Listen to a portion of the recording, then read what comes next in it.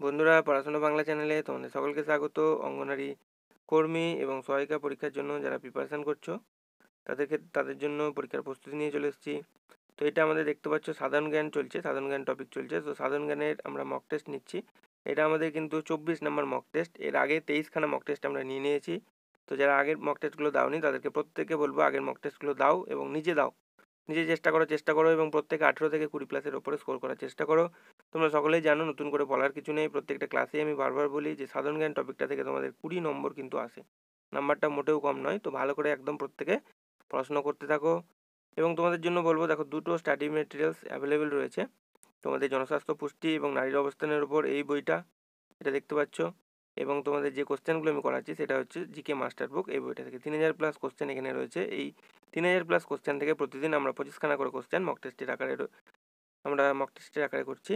তো এই দুটো বই অ্যাভেলেবেল রয়েছে। যারা কিনতে চাইছো বই দুটো, তারা কিন্তু এই হোয়াটসঅ্যাপ নাম্বারে যোগাযোগ করতে পারো। কেউ কিন্তু দয়া করে কল করবে না, প্রত্যেকে তোমরা মেসেজ করে রাখবে যারা কিনতে চাইছো। আমি তোমাদের কীভাবে কী কিনতে হবে পুরো ডিটেলস তখন মেসেজেই বলে দেবো। তো তোমাদের একদম আজকে আমাদের 24 নম্বর মক টেস্ট। তো চলো সময় নষ্ট না করে আমরা মক টেস্টের কোশ্চেনগুলো এক এক করে দেখে নেবো। প্রথম কোশ্চেন আমাদের আজকের মক টেস্টে, দেখো কি রয়েছে। স্বাভাবিক ব্যক্তির হৃদচক্রের সময় প্রায় কত কত সেকেন্ড? বলো, 0.5 সেকেন্ড, 0.8 সেকেন্ড, 1 সেকেন্ড, নাকি 1.2 সেকেন্ড? স্বাভাবিক ব্যক্তির হৃদচক্রের সময়। তো সঠিক উত্তর মনে রাখবে, এটা 0.8 সেকেন্ড।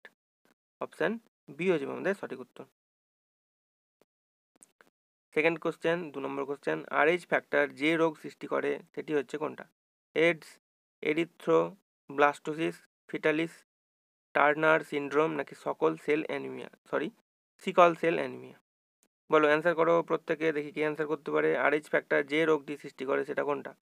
সেটা হচ্ছে অ্যারিথ্রোব্লাস্টোসিস ফিটালিস। অপশান বি হয়ে যাবে আমাদের সঠিক উত্তর।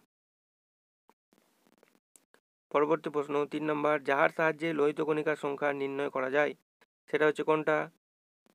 হিমোসাইটোমিটার, স্ফিগমোম্যানোমিটার, হিমোগ্লোবিনোমিটার, নাকি ইলেকট্রোকার্ডিওগ্রাম? বলো, অ্যান্সার করো। লোহিত রক্তকণিকার সংখ্যা নির্ণয় করা যায় কোনটার সাহায্যে?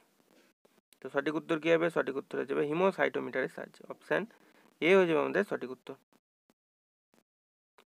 পরবর্তী প্রশ্ন, ব্যাকটেরিওফাজ ধ্বংস করে কে? বলো দেখি, ব্যাকটেরিওফাজ ধ্বংস করে কে? পরজীবী, ছত্রাক, ব্যাকটেরিয়া, নাকি ভাইরাস? তো সঠিক উত্তর হয়ে যাবে ব্যাকটেরিয়া। অপশান সি হয়ে যাবে আমাদের সঠিক উত্তর। পরবর্তী কোশ্চেনে চলে আসবো, 5 নম্বর কোশ্চেন আমাদের মক টেস্টে। দেখো কি রয়েছে। কোন কোষ সংজ্ঞানুটি পর্দা আবৃত থাকে না কিন্তু জানতে চেয়েছে। হ্যাঁ, প্রত্যেকে তোমাদের কিন্তু কোশ্চেন পুরোটা পড়বে। অনেক সময় না এবং হ্যাঁর মধ্যে কনফিউশন হয়ে যায়, তোমরা ভুল অ্যান্সার করে চলে আসো। তাহলে কোনটি কোষাঙ্গাণুটি পর্দা আবৃত থাকে না? বলো, মাইটোকন্ড্রিয়া, লাইপোজোম, মেসোজোম, নাকি রাইবোজোম? সঠিক উত্তর কী হয়ে যাবে? সঠিক উত্তর হয়ে যাবে ribosome.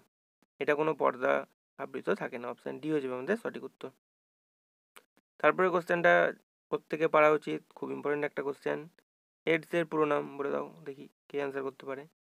Access immuno deficiency syndrome, acquired immuno deficiency syndrome, acquired immuno deficiency system, নাকি অ্যাকোয়ার্ড ইমিউনো ডেফিসিয়েন্সি সিস্ট? তো আমরা প্রত্যেকেই জানি, নতুন করে বলার কিছু নেই। এডসের পুরো কথাটা বা ফুল ফর্ম হচ্ছে acquired immuno deficiency syndrome. Option B হয়ে যাবে আমাদের সঠিক উত্তর। খুব ইম্পর্টেন্ট কোশ্চেন, এটা মনে রাখবে ভালো করে তোমরা। চলো পরবর্তী কোশ্চেনে চলে আসবো। শরীরে সব থেকে ছোট পেশির নাম কি? বলো, বটুক পেশি, সার্টোসিস পেশি, তোমার সার্টারিয়াস সার্টারিয়াস পেশি, গ্লুটেন পেশি, নাকি ডিয়াস পেশি? বলো, অ্যান্সার করো। তো সঠিক উত্তর হয়ে যাবে ডিয়াস পেশি। অপশান ডি হয়ে যাবে আমাদের সঠিক উত্তর। পরবর্তী কোশ্চেন, মানুষের শরীরে কটা গুরুত্বপূর্ণ পেশি রয়েছে বা আছে? 530টি, 630টি, 730টি, নাকি 830টি? তো মনে রাখবে, এটাও একটা ইম্পর্টেন্ট কোশ্চেন। মানুষের শরীরে মোট পেশি কতগুলো আছে? আমরা হাড় তো জানি যে তোমার 206টা হাড় রয়েছে, এবং পেশির সংখ্যা যদি জানতে চাই তাহলে সেক্ষেত্রে অ্যান্সার কী হবে? সেক্ষেত্রে অ্যান্সার হয়ে যাবে 630টা আমাদের পেশি রয়েছে শরীরের মধ্যে। অপশান বি হয়ে যাবে সঠিক উত্তর। মনে রাখবে, খুব ইম্পর্টেন্ট কোশ্চেন। পরবর্তী প্রশ্ন, তোমার বৈজ্ঞানিক সিভি রমন কি আবিষ্কার করেছিলেন বলো দেখি? রমন এফেক্ট, রমন রে, গাছের জীবন নাকি এক্স রে? তো সঠিক উত্তর হয়ে যাবে রমন এফেক্ট আবিষ্কার করেছিলেন। তার নাম অনুসারে এটার নাম হয় রমন এফেক্ট। তো এখানে মনে রাখার মতো যেটা সেটা হচ্ছে স্যার চন্দ্রশেখর রমন এফেক্ট। তার তোমার ফুল নাম বা পুরো নাম হচ্ছে স্যার চন্দ্রশেখর ভেঙ্কট রমন। তিনি রামন ক্রিয়া বা রমন ক্রিয়া আবিষ্কারের জন্য 1930 সালে পদার্থবিজ্ঞানে নোবেল পুরস্কার লাভ করেছিলেন। তো অনেক সময় কোশ্চেন আসে যে কোন টপিকের ওপর তোমার ভেঙ্কট রমন, চন্দ্রশেখর ভেঙ্কট রমন কোন কোন বিষয়ে তিনি নোবেল পেয়েছিলেন, কত সালের উপর অনেক সময় আসে, এবং কোন বিষয়ের উপর, পদার্থবিজ্ঞানের ক্ষেত্রে তিনি নোবেল পুরস্কার পেয়েছিলেন, এটা মনে রাখবে। পরবর্তী প্রশ্ন দেখো, টেলিযোগাযোগের জন্য কোন ধরনের তরঙ্গ ব্যবহার করা হয়? মাইক্রো তরঙ্গ, এক্স রশ্মি, অবলোহিত রশ্মি নাকি অতি বেগুনি রশ্মি? তো টেলিযোগাযোগের জন্য যেটা ব্যবহার করা হয় সেটা হচ্ছে মাইক্রো তরঙ্গ। অপশান এ হয়ে যাবে আমাদের সঠিক উত্তর।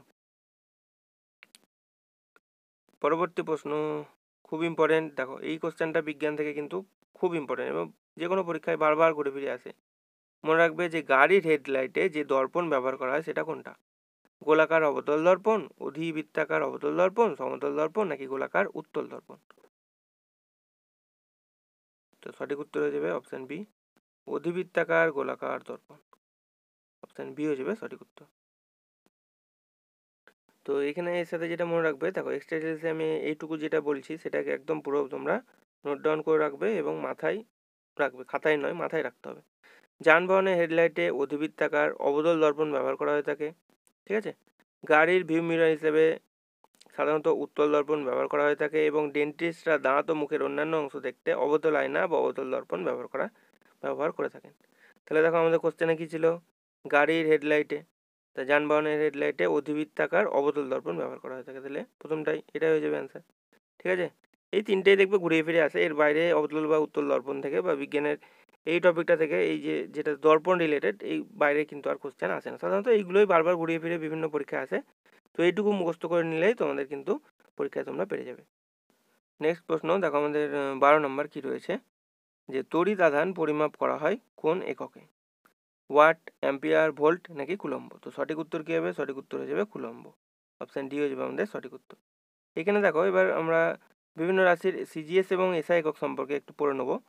হ্যাঁ, খুব ইম্পর্টেন্ট প্রত্যেকটাই। দেখো প্রথম আসছি তড়িৎ আধান। তড়িৎ আধানের এসআই একক হচ্ছে কুলম্ব এবং সিজিএস একক হচ্ছে স্ট্যাট কুলম্ব বা ফ্র্যাঙ্কলিন, ঠিক আছে। তারপর আসছি দীপন প্রাবল্য, এর এসআই এককটাই পড়ে পরীক্ষায়, ক্যান্ডেলা মনে রাখবে, ঠিক আছে। ক্যান্ডেলাটা হচ্ছে এসআই একক। পদার্থের পরিমাণ, এর একক হচ্ছে মোল, এসআই একক, ঠিক আছে। উষ্ণতার একক কেলভিন, যেটা এসআই একক মনে রাখবে। প্রবাহ মাত্রা একক হচ্ছে অ্যাম্পিয়ার। তাপ ধারকত্ব, এর এসআই একক হচ্ছে জুল পার কেলভিন এবং সিজিএস একক হচ্ছে ক্যালোরি পার ডিগ্রি সেলসিয়াস বা সেন্টিগ্রেড। চাপের একক তো প্রত্যেকে জানো, পাস্কাল বা নিউটন পার মিটার স্কোয়ার এবং সিজিএসএ হচ্ছে ডাইন পার সেন্টিমিটার স্কোয়ার হলো। বলের একক তো জানো, নিউটন হচ্ছে এসআই একক এবং সিজিএসএ হচ্ছে মিটার। চাপ বা শক্তির একক হচ্ছে এসআই হচ্ছে জুল এবং সিজিএসএ হচ্ছে আর্গ। কম্পাঙ্কের একক হচ্ছে হার্জ, দুটো ক্ষেত্রেই মনে রাখবে সিজিএস এবং এসআই একক। এবং তাপের একক মনে রাখবে, এসআই হচ্ছে জুল এবং সিজিএসএ হচ্ছে কেলভিন। তাহলে এইটুকু তোমরা একটু ভালো করে মুখস্থ রাখবে, ঠিক আছে। খুব ইম্পর্টেন্ট প্রত্যেকটাই এবং বিভিন্ন পরীক্ষায় তোমাদের আসে, মুখস্থ করে রাখতে হবে একদম। চলো পরবর্তী প্রশ্নে চলে আসবো। পরবর্তী 13 নম্বর কোশ্চেন, কোন ধাতু ইস্পাতের মতোই মজবুত অথচ তার অর্ধেক ভারী? বলো দেখি।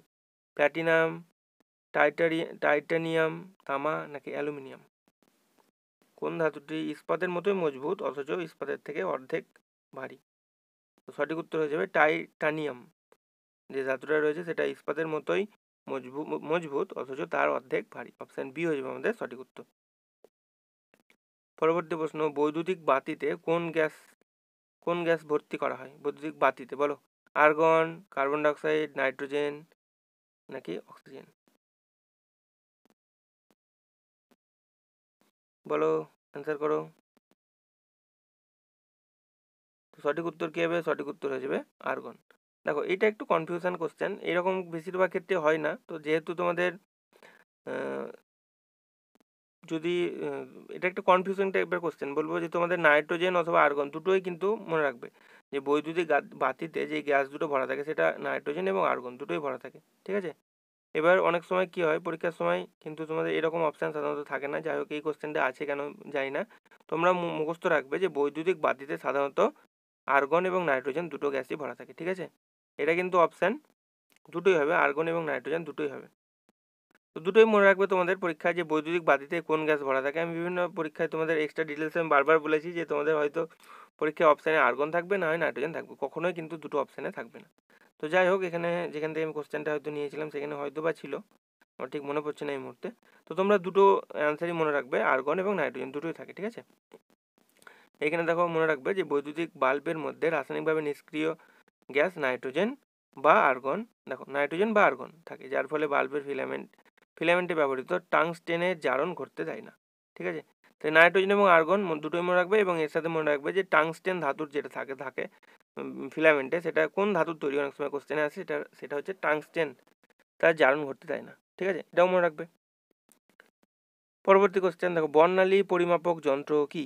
স্পেকট্রোমিটার, হাইগ্রোমিটার, ফটোমিটার, নাকি অপশানগুলোর মধ্যে কোনোটাই হবে না, বলো। বর্ণালী পরিমাপক যন্ত্র কোনটা হবে? তো সঠিক উত্তর হয়ে যাবে এটা হচ্ছে স্পেকট্রোমিটার, অপশান এ হয়ে যাবে আমাদের সঠিক উত্তর। চলো পরবর্তী আমাদের সংবিধান থেকে কোশ্চেন দেখো কি রয়েছে। বিধান পরিষদের গঠন সম্পর্কে আলোচনা করা আছে কোন ধারায়? বলো, সংবিধান থেকে কোশ্চেন কে পারে দেখি। ধারা 324 নম্বর, ধারা 320, ধারা 110, নাকি ধারা 171 নম্বর ধারায় বিধান পরিষদের গঠন সম্পর্কে বলা রয়েছে? তো সঠিক উত্তর হয়ে যাবে এটা 171 নম্বর ধারাতে বলা রয়েছে, অপশান ডি হয়ে যাবে আমাদের সঠিক উত্তর। পরবর্তী প্রশ্ন আবারও সংবিধান থেকে কোশ্চেন দেখো, এইটা কিন্তু একটা খুব ইম্পর্টেন্ট কোশ্চেন সংবিধানের, বারবার কিন্তু পরীক্ষায় তোমাদের আসে, যে কোন সংবিধান সংশোধনে ভোটদাতাদের বয়স 21 বছর থেকে কমিয়ে 18 বছর করে দেওয়া হয়েছে? এটা কোন সংশোধনের মাধ্যমে করা হয়েছে? 49তম সংশোধন, 60তম সংশোধন, 61তম সংশোধন, নাকি 62তম সংশোধনের মাধ্যমে এটা করা হয়েছে? তো সঠিক উত্তর হয়ে যাবে এটা 61তম যে সংবিধান সংশোধন হয়েছিল সেখানে ভোটদাতাদের বয়স 21 বছর থেকে কমিয়ে 18 বছর করে দেওয়া হয়েছে, এবং এখনো সেটাই রয়েছে। তো অপশান সি হয়ে যাবে আমাদের সঠিক উত্তর। 18 বছর হলেই তোমরা প্রত্যেকে ভোট প্রয়োগ করতে পারো নিজের। তো অপশান সি হয়ে যাবে আমাদের সঠিক উত্তর। চলো পরবর্তী কোশ্চেন দেখো কি রয়েছে। মন্ত্রী পরিষদের সভায় সভাপতিত্ব কে করেন? বলো, রাষ্ট্রপতি, প্রধানমন্ত্রী, উপরাষ্ট্রপতি, নাকি পর্যায়ক্রমে এক একজন? কি হবে অ্যান্সার? তো মন্ত্রী পরিষদের সভায় সভাপতিত্ব করে থাকেন কে? সভাপতিত্ব করে থাকেন প্রধানমন্ত্রী, অপশান বি হয়ে যাবে আমাদের সঠিক উত্তর। পরবর্তী কোশ্চেন, অ্যাটর্নি জেনারেলের উল্লেখ সংবিধানের কত নম্বর ধারায় রয়েছে বা আছে? বলো, অ্যাটর্নি জেনারেলের উল্লেখ ধারা 71, ধারা 72, ধারা 76, নাকি ধারা 78? তো মনে রাখবে অ্যাটর্নি জেনারেলের উল্লেখ রয়েছে ধারা 76-তে, অপশান সি হয়ে যাবে আমাদের সঠিক উত্তর। পরবর্তী কোশ্চেন সংবিধান থেকেই মনে হচ্ছে, হ্যাঁ সংবিধান থেকেই। রাজ্যসভার সর্বাধিক সদস্য সংখ্যা কত? দেখো, বলো, এটাও বারবার পরীক্ষায় আসে। 200 জন, 250 জন, 525 জন, নাকি 550 জন? তো সঠিক উত্তর হয়ে যাবে 250 জন। রাজ্যসভায় সর্বাধিক সদস্য সংখ্যা হচ্ছে 250 জন, অপশান বি হয়ে যাবে আমাদের সঠিক উত্তর। আচ্ছা, এটা মনে রাখবে যে সংবিধানের 80 নম্বর অনুচ্ছেদে রাজ্যসভার সর্বোচ্চ সংখ্যা রাজ্যসভার সর্বোচ্চ সদস্য সংখ্যা 250 হিসেবে নির্ধারণ করা হয়েছে, এটা 80 নম্বর অনুচ্ছেদে বলা রয়েছে সংবিধানে, ঠিক আছে, এটাও মনে রাখবে, ইম্পর্টেন্ট। পরবর্তী প্রশ্ন দেখো, এটা এই তোমার সংবিধান থেকে অনেক কোশ্চেন চলে এসছে, যাই হোক তোমরা পড়ে রাখবে। নির্বাচন কমিশনের উল্লেখ কত নম্বর ধারায় রয়েছে বা আছে? ধারা 320, ধারা 324, ধারা 124, নাকি ধারা 340? সঠিক উত্তর হয়ে যাবে এটা বলা রয়েছে ধারা 324 নম্বর যে ধারা রয়েছে সেখানে নির্বাচন কমিশনের উল্লেখ করা রয়েছে। কোন ধারায় কি বিষয়ে উল্লেখ করা হয়েছে সেগুলো কিন্তু পড়তে হবে, আমি যেগুলো কোশ্চেনে ক্লাসে করাচ্ছি সেগুলো তোমরা মুখস্থ করে যাবে, দেখবে সংবিধানের বাইরে আর কোশ্চেন পড়ছে না। এইগুলো যেগুলো প্রচুর কোশ্চেন কিন্তু আমরা 3000+ যে বইটা তোমাদের জন্য লিখেছি বা আছে সেই বইটা তোমরা যদি পারচেস করো বা কেনো তাহলে কিন্তু বুঝতে পারবে একদম প্রচুর কোশ্চেন রয়েছে, এবং সবই কিন্তু ইম্পর্টেন্ট কোশ্চেন যেগুলো সাম্প্রতিক কোনো না কোনো পরীক্ষায় আসা, এবং এর সাথে প্রচুর এক্সট্রা ডিটেলসও যোগ করা রয়েছে। তোমাদের ক্লাসে যেগুলো আমরা কোশ্চেনের শেষে পরে আমি বলছি যেগুলো এক্সট্রা ডিটেলসে যেগুলো করাচ্ছি সেগুলোই। কোন সংবিধান সংশোধনী আইনকে এক ক্ষুদ্র সংবিধান বলা হয়? বলো, 42তম, 44তম, 46তম, 50তম? সঠিক উত্তর হয়ে যাবে 42তম যে সংবিধান সংশোধন সেটাকে ক্ষুদ্র সংবিধানও বলা হয়ে থাকে, অপশান এ হয়ে যাবে আমাদের সঠিক উত্তর। পরবর্তী কোশ্চেন, মেট্টুর বাঁধ কোথায় রয়েছে? দেখো বিভিন্ন নদী বাঁধ সম্পর্কে আমরা পড়েছিলাম আগের ক্লাসগুলো, যদি তোমরা করে থাকো তাহলে সেগুলো বুঝতে পারবে। আমি আগের ক্লাসগুলোতে বারবার করানো হয়েছে যে তোমার কোন নদীর উপর কোথায় কোন বাঁধ রয়েছে। তো মেট্টুর বাঁধটা কোথায় রয়েছে বলো? গোদাবরী, তুঙ্গভদ্রা, কৃষ্ণা নাকি কাবেরী নদীতে? কোন নদীর উপর এটা রয়েছে? তো সঠিক উত্তর হয়ে যাবে, এটা রয়েছে কাবেরী নদীর উপরে। অপশান ডি হয়ে যাবে সঠিক উত্তর। এইখানে দেখো বিভিন্ন নদীর উপর যে বাঁধগুলো রয়েছে সেগুলো আমরা এক নজরে পড়ে নেবো, একদম মুখস্থ করে রাখতে হবে এটা। দেখো ভারতের বিভিন্ন নদী বাঁধ, প্রথমে আসছি পশ্চিমবঙ্গের উপরে গঙ্গা নদীর উপর, পশ্চিমবঙ্গের গঙ্গা নদীর উপর রয়েছে ফারাক্কা বাঁধ, এবং পশ্চিমবঙ্গের ময়ূরাক্ষী নদীর উপর রয়েছে ম্যাসেঞ্জর বাঁধ। ম্যাসেঞ্জর বাঁধটা বারবার পরীক্ষায় আসে ঘুরিয়ে ফিরিয়ে তোমাদের। উড়িষ্যায় মহানদীর উপর রয়েছে হীরাকুদ বাঁধ, মনে রাখবে। পাঞ্জাবে শতদ্রু নদীর উপর রয়েছে ভাকরা নাঙাল বাঁধ। গুজরাটে নর্মদা নদীর উপর রয়েছে সর্দার সরোবর বাঁধ। অন্ধ্রপ্রদেশের কৃষ্ণা নদীর উপর রয়েছে নাগার্জুন সাগর বাঁধ। ঝাড়খণ্ডের বরাকর নদীর উপর রয়েছে মাইথন বাঁধ, এবং ঝাড়খণ্ডের দামোদর নদীর উপর রয়েছে পাঞ্চেত বাঁধ। পাঞ্চেত বাঁধটা এবং মাইথন বাঁধ এই দুটো ইম্পর্টেন্ট। এবং সর্বশেষ মনে রাখবে যে তামিলনাড়ুর কাবেরী নদীর উপর রয়েছে দেখো মেট্টুর বাঁধ। তাহলে আমরা পড়লাম মেট্টুর বাঁধটা কোথায়? কাবেরী নদীর উপর, এটা তামিলনাড়ুতে অবস্থিত।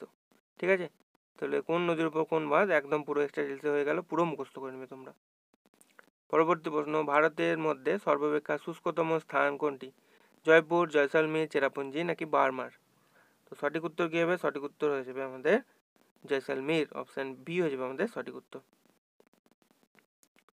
পরবর্তী কোশ্চেন আমরা চলে আসবো, পরবর্তী কোশ্চেন এবং আমাদের আজকে ক্লাসে লাস্ট মক টেস্টে লাস্ট কোশ্চেন। দেখো, গজনীর সুলতান মাহমুদ সাতবার ভারতে এই মন্দিরটি লুট করেছিলেন, মন্দিরটির নাম জানতে হবে। একটু কঠিন হয়ে গেছে কোশ্চেনটা, বলো।